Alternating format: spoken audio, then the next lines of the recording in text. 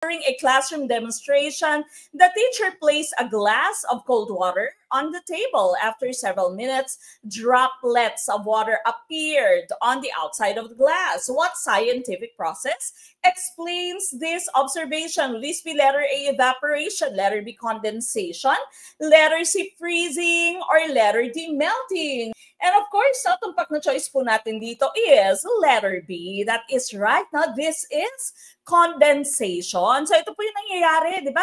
You remember condensation is from gas to liquid, di ba? From gas to liquid. Ito din po yung proseso kung paano na-form yung ating ulan, no? So from gas to liquid po siya.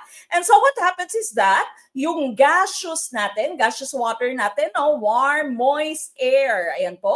Kapag ka nag-touch siya doon sa surface ng ating baso na malamig, of course, eventually, it is going to turn into liquid water. Okay? Kaya po tayo nagkakaroon ng ating mga droplets dyan. That is through condensation. The same mechanism po sa ating pawis, no? The same mechanism din po sa ating hamog. Okay? So, dewdrops natin in the morning, no? So, kapag ka meron po kayo nakitang ganitong mga tanungan sa LEP, ang ating po magiging choice, of course, would be letter B. Okay? So, letter B po ang ating tumpak na choice.